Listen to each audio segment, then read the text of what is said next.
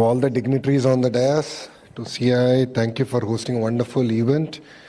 And to all the potential investors, thank you very much for taking time off for joining us and the delegation here. I think a lot has been spoken today by the leaders here. I think all of us can admit that Yuvraj sir did a good job in his presentation. And I just wanted to give you 3 reasons why you should consider Andhra Pradesh. The first one is we have a leadership with proven track record. That is our Chief Minister, Shri Nara Naidu garu. I mean, if you look at it, in his first 2 terms as the Chief Minister, he has built a new city called Hyderabad, which today is the powerhouse for the state of Telangana. In his 3rd term, he got Kia to a district which was one of the most backward districts in India called Anantapur. And today he has almost tripled its per capita income. So I mean, we have a proven track record leadership that's here to deliver. Second is speed of doing business.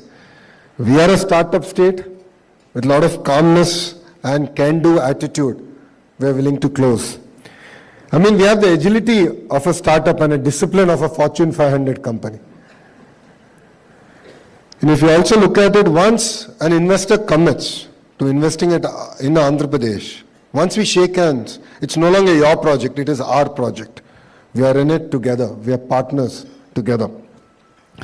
And it's also very personal for all of us who are in it. So I'll give you a few examples at the speed at which we are actually doing things. First example is ArcelorMittal. It's going to be India's largest steel plant. And this project was closed over a Zoom call and a follow-up WhatsApp message. So we know Aditya Mittal, I heard that he's looking to invest in India.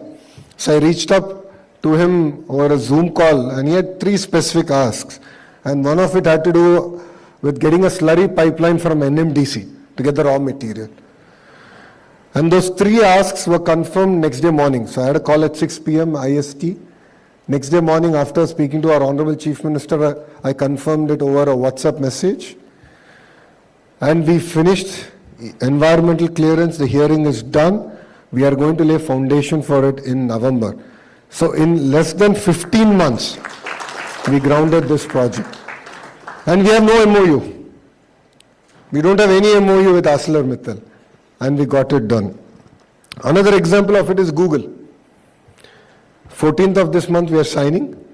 It's going to be a 1 gigawatt data center coming in Visakhapatnam.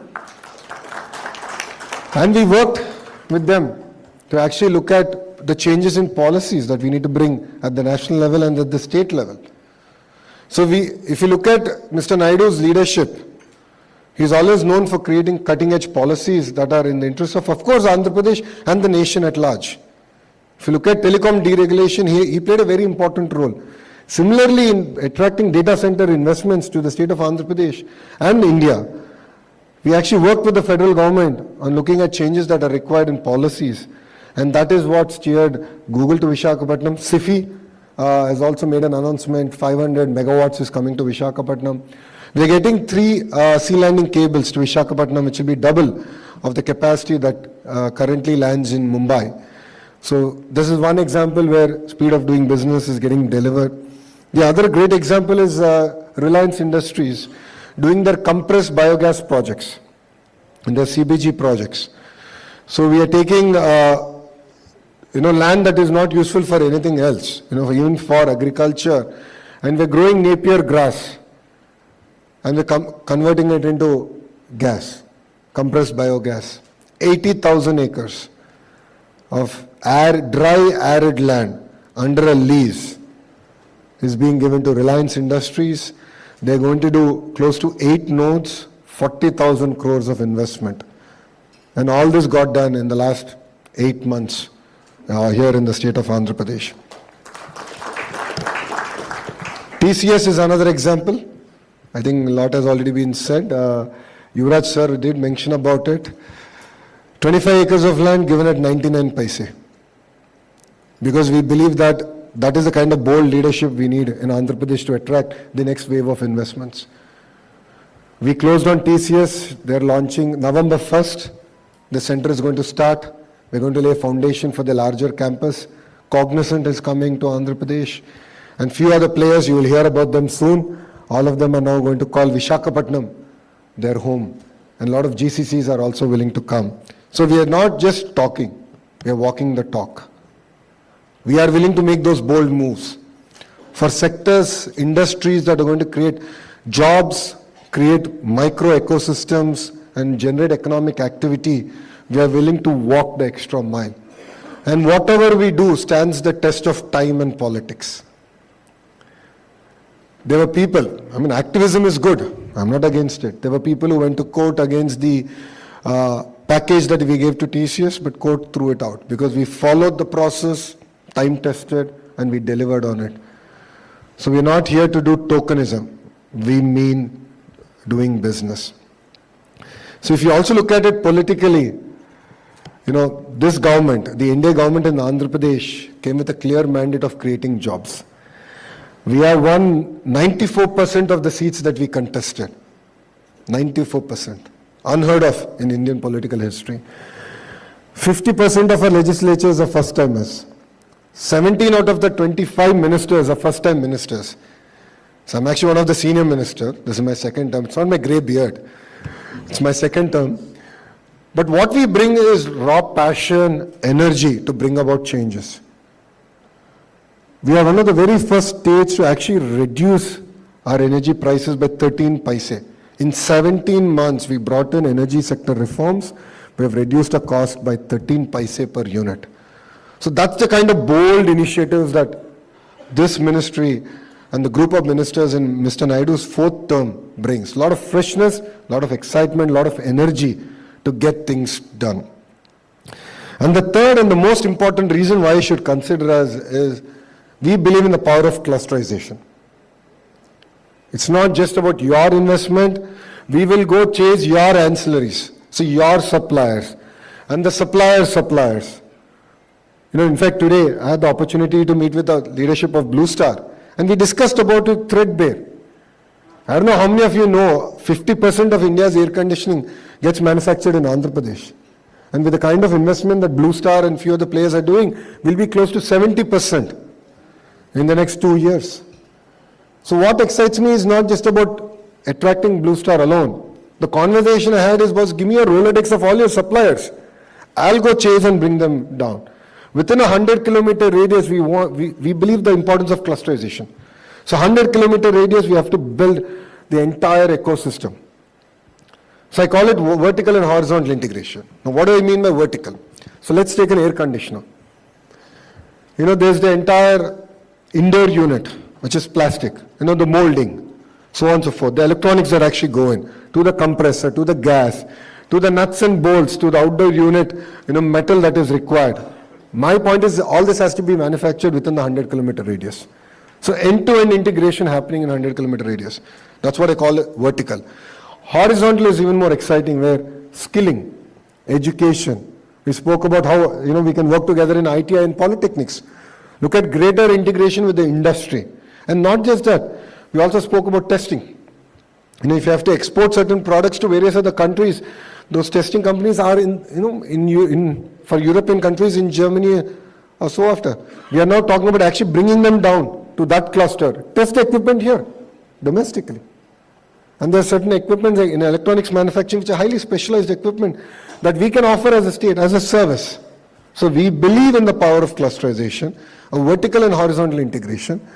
A great example of this, we have done it in the air conditioning and we're going to strengthen on it. The other example of this is what we have done for Kia. Whatever incentives we offered for Kia, we offered it to all their ancillaries.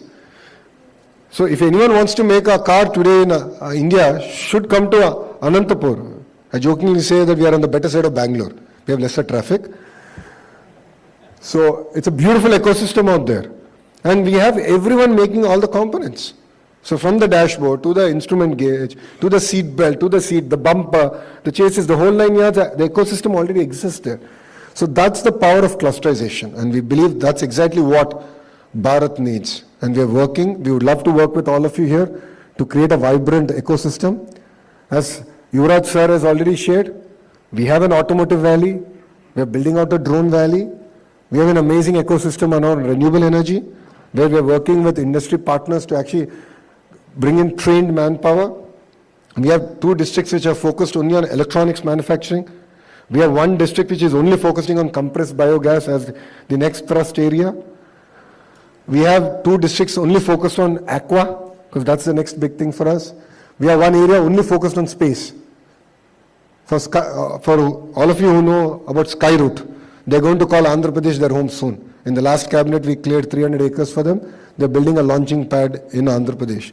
So we're building an entire space city, the entire ecosystem, in close to, I think, 3,500 acres in Andhra Pradesh. Same project we're doing with ArcelorMittal, pharma, medical devices manufacturing.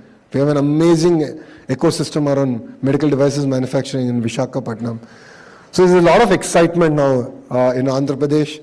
If you followed investor calls in recent time, a lot of talk, a lot of investments coming to Andhra Pradesh. But with all humility, we believe that this is just the beginning. There's a lot more that we can do. And these are the 3 distinct reasons why I believe that you should choose Andhra Pradesh over other states in India. And we are here, of course, to compete. We love competition. We love to compete with other states. I believe that competitive federalism is very, very important for our nation. It makes us stronger. It makes us a lot more alert. And this is an exciting time. So I invite all of you to come visit us, be part of our partnership summit, 14th, 15th of November in Visakhapatnam. If I would sum up Visakhapatnam, it's like if Bangalore were to marry Goa and have a child, it's Visakhapatnam. It has best of both worlds. It's one of the most beautiful city, very hospitable people. There's great Araku Valley. I'm sure all of you must be following. Araku coffee has become very popular. So that's been a huge project again from the state. So it's next door. It's one of the strategically important city for India. It's going to be $1 trillion economic corridor that we're building it out to be. Amravati, a greenfield capital city, is again. Mr. Naidu has done Hyderabad. He's doing it all over again with Amravati, and India's first 158 qubit quantum computer. Not India, South Asia's first. I'm sorry, I stand corrected. South Asia's first 158 qubit computer, quantum computer is coming to Amravati. And we're going to build the entire ecosystem around it. So a lot of exciting times, a lot of exciting projects. A lot of people ask me, what is the sector that you're focused on? It's too narrow for us. We're eager to get things done. We're looking at across sectors because we have an extremely long coastline. We're a peculiarly long state in that sense. It lends itself for decentralized development, and that is one of the marquee things that we're doing in Andhra Pradesh. So I would request all of you to come visit us, give us a chance, and we will rewrite history together. That's what Andhra Pradesh offers, and thank you very much for having me.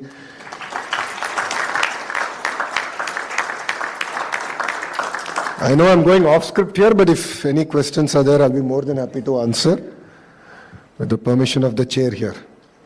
So if you have any questions, I'll be more than happy to answer. Yeah, we can get a mic out there, please. Yeah.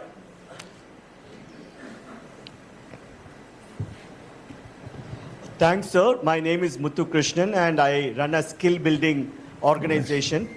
When you showed the target for 2047, the one sector which had the greatest growth was for skill building, from 25% to 95%.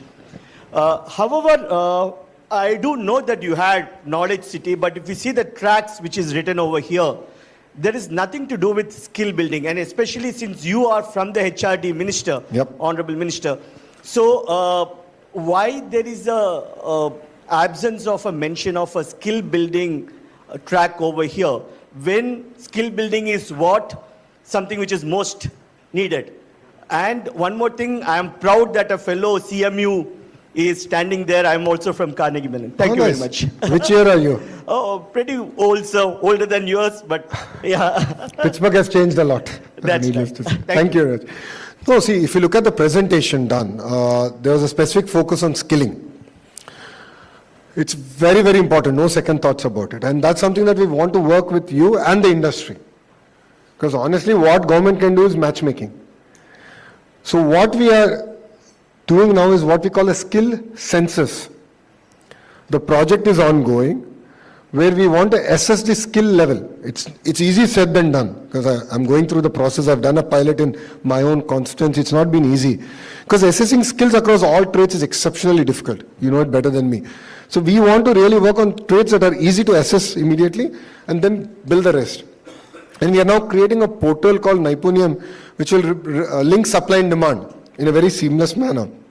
I'm going to launch it in November, where industry and then potential employees are on the platform and the skill partner comes in. And that's what we are really excited. Parallelly, I believe the importance of actually taking input from the industry.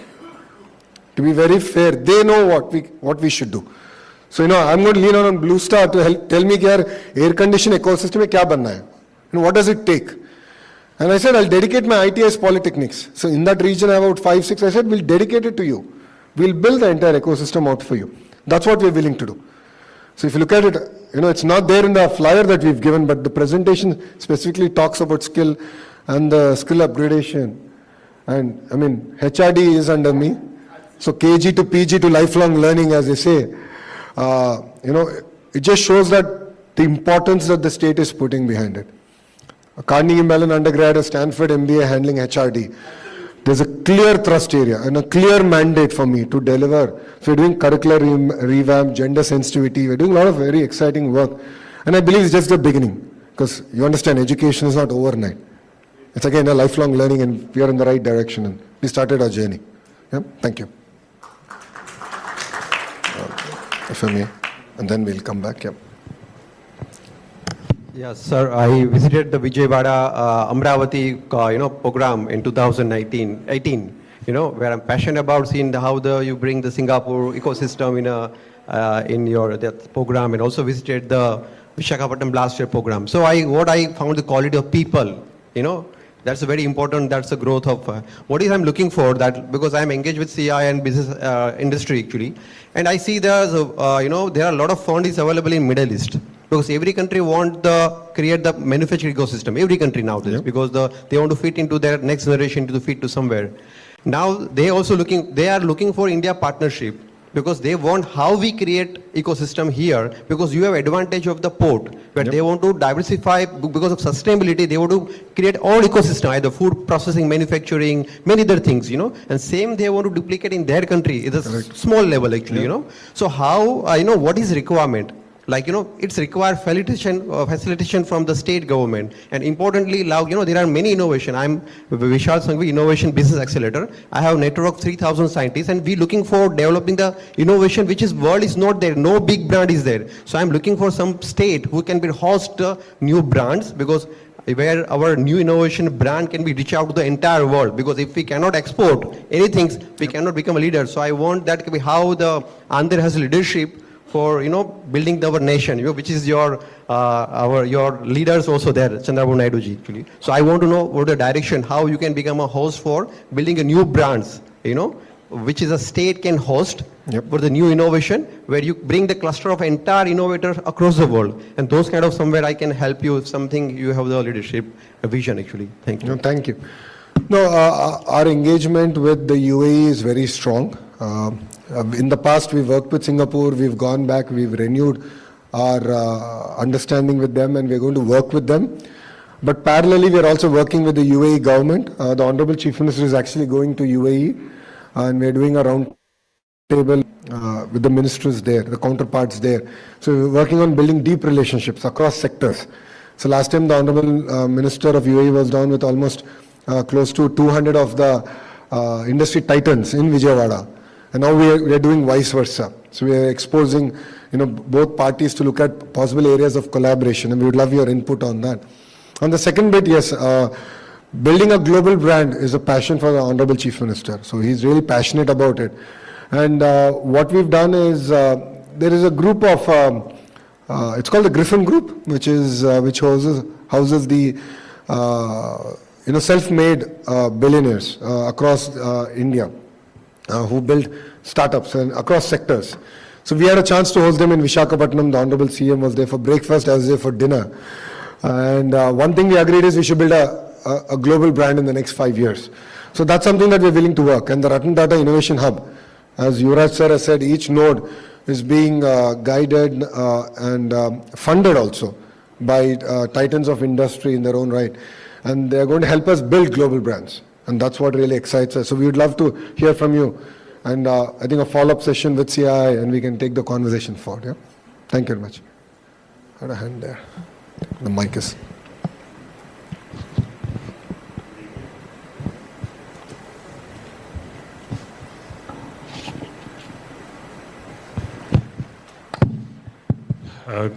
Good evening. My name is Rajiv Bhatia, a student of business strategy.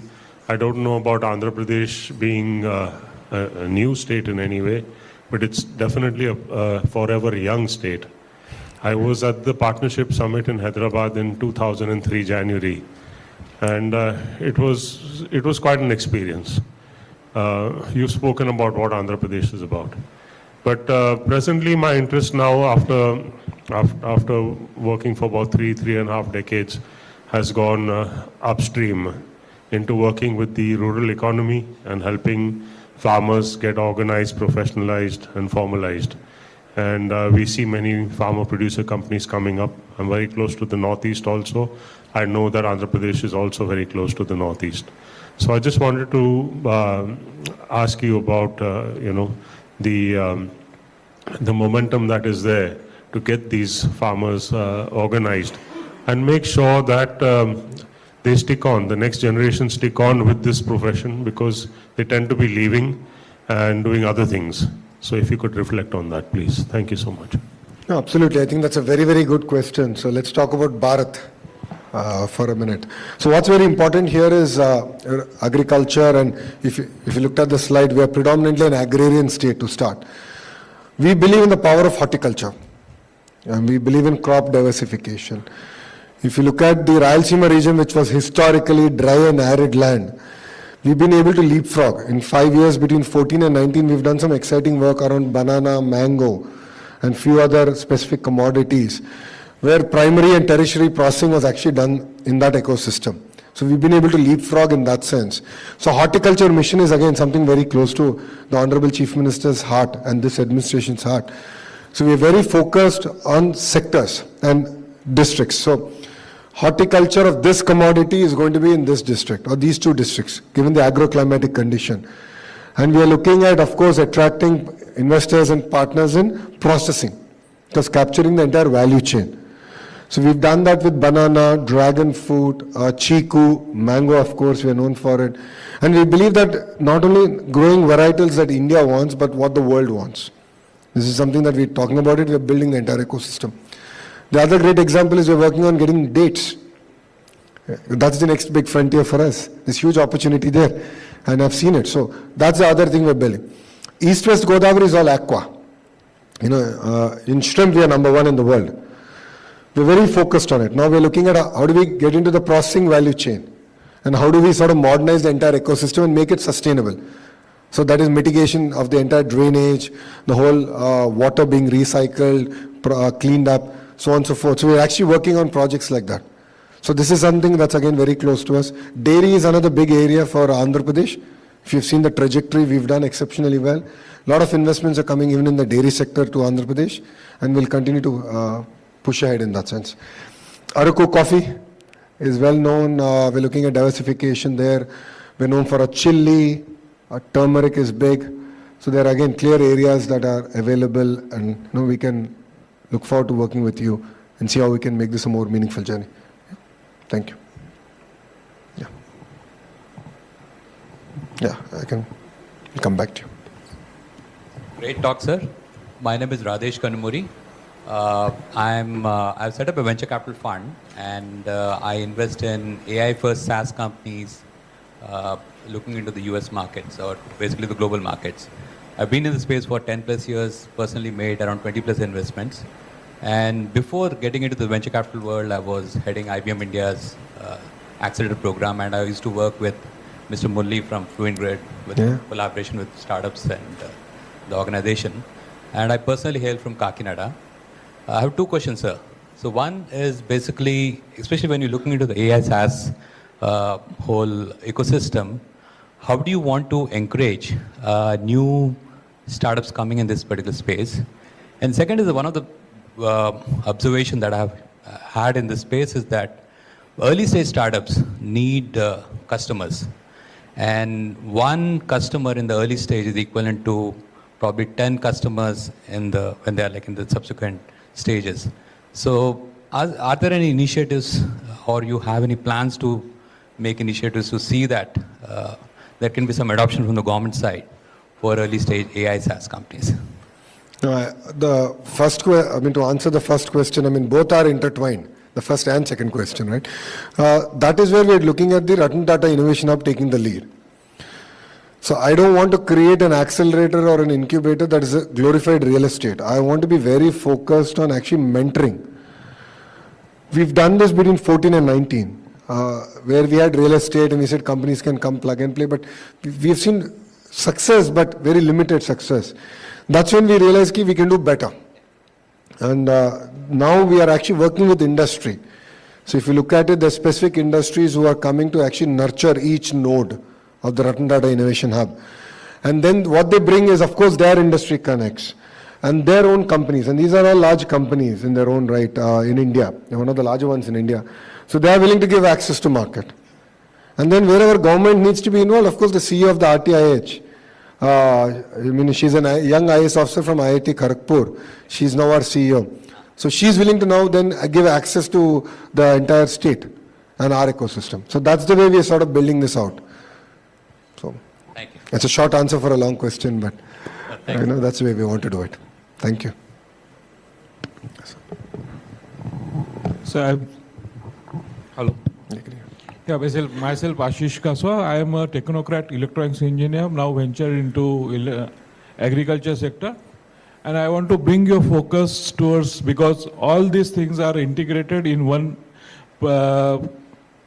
future engineering material, which is missing in your, which is having smallest economic cycle, environment friendly and sustainable, which is known as a future engineering wood, and it is bamboo.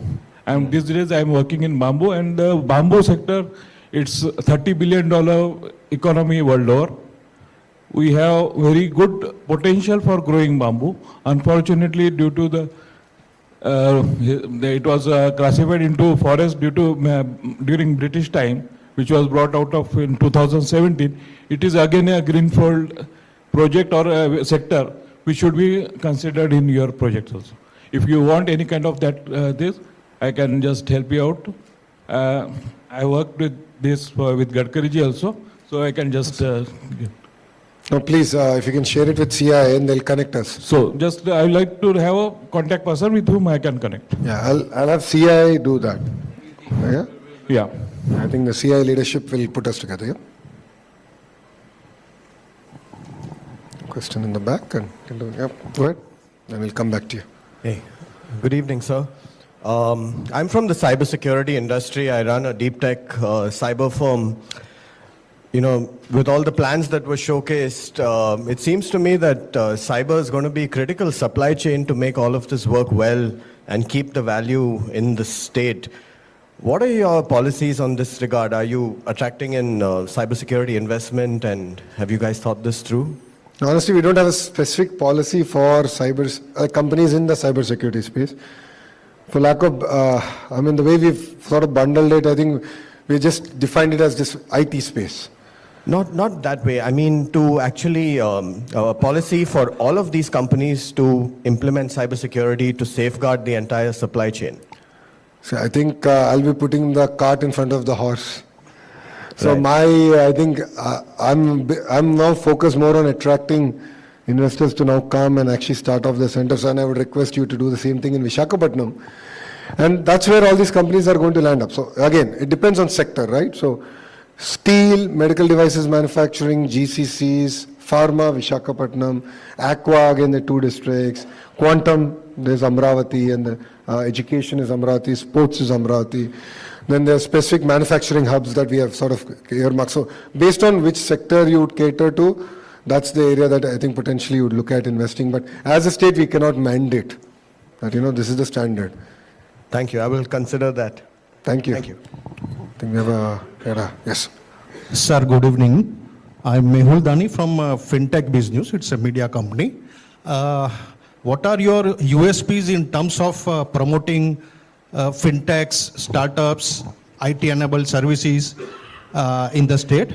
And what are your talent pool available to support the development of the IT industry as a whole? Local human resource and talents. Thanks. Great, thank you. The first one, we have a clear startup policy, so I'll be more than happy to share that. The incubator/accelerator is the Ratan Tata Innovation Hub. So Visakhapatnam also has a node, and that's where it will be predominantly focused on the sectors that Visakhapatnam is going to focus on attracting, the investments it's going to attract. The third part, the idea for us is to build this entire ecosystem in a very symbiotic manner. So that's where, we believe in the partnership of the private sector coming in, and we are enabling them to sort of run this entire ecosystem. I'm sorry, I forget your second question. HR, yeah, thank you. Most important question. Okay, globally, if you look at the IT pool, close to about 35% would be Indians. And in that, 40% will be from the Telugu-speaking states of Andhra Pradesh and Telangana. So we are the suppliers of IT talent globally. So talent is of no dearth in Andhra Pradesh, especially in the IT space. So if you look at why TCS, Coxy, and few other players who will be announced soon are coming, it's because we have the talent.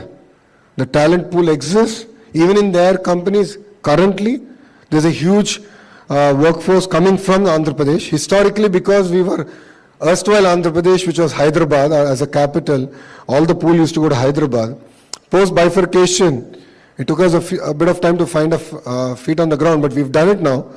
And that's why everyone's looking at coming to Visakhapatnam as far as IT is considered, and then Amravati as far as quantum is considered. So there's a clear thrust area, clear focus.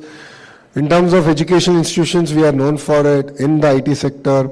Of course, we have the IITs. We now have SRM, WIT. BITS is coming to Amravati. So BITS Pilani, after that, is now doing a campus, BITS Pilani, Dubai, and then now Amravati. So 90 acres, they're going to start soon. So talent will be no problem. And we have it. And as IT minister, once Naipunyam platform launches, which is about a month away, click of a button, you can assess based on age, education, skill level. Because in IT, it's easier to look at the skill assessment or skill census. We're actually going to do that. So on touch of a button, you'll actually have talent available. And if there's any shortage in any specialities, let me know, and as a skill minister, I'll ensure we deliver on it. Thank you.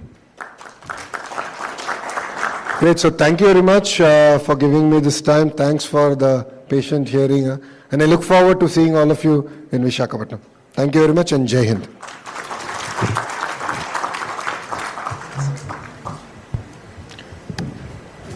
Honourable Minister, thank you for an insightful address and for reaffirming the Government of Andhra Pradesh's commitment to creating investor-friendly